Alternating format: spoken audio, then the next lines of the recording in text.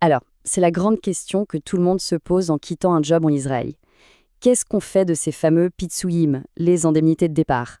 Est-ce qu'on les retire tout de suite ou est-ce qu'on les laisse sagement de côté pour la retraite? C'est une décision vraiment importante, alors on va essayer d'y voir un peu plus clair ensemble. Voilà.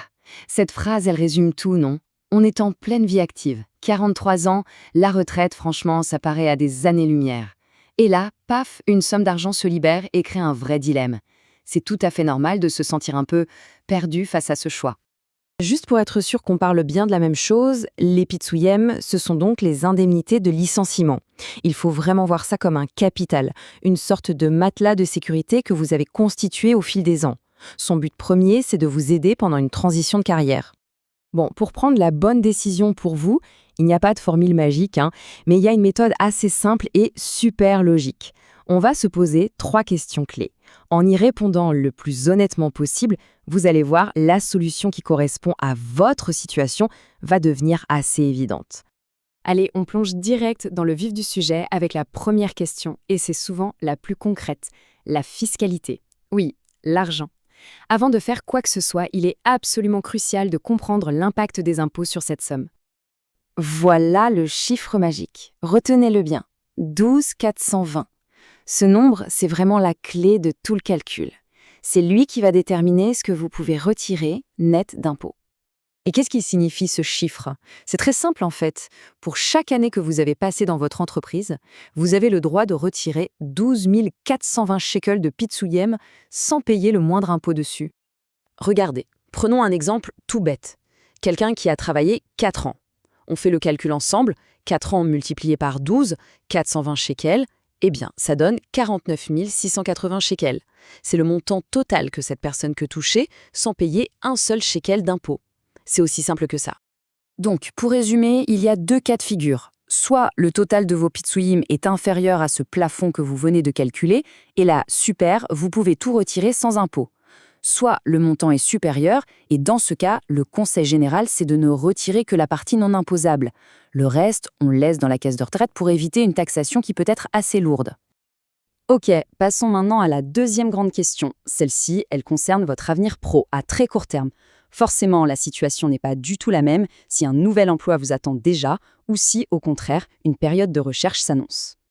La question est très directe. Est-ce qu'il y a déjà un autre job à l'horizon?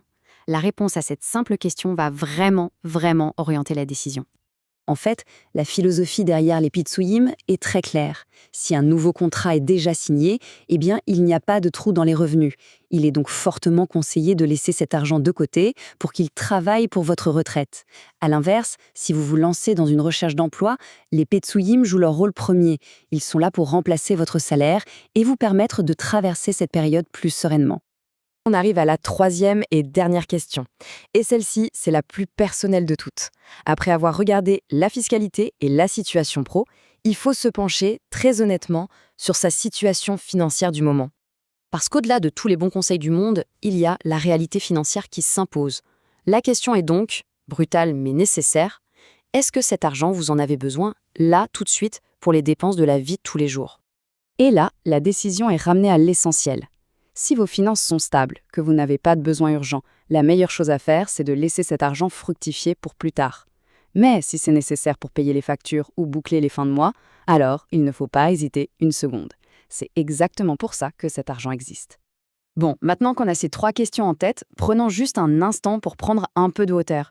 Parce que la décision que vous allez prendre aujourd'hui, elle a un impact majeur sur le long terme.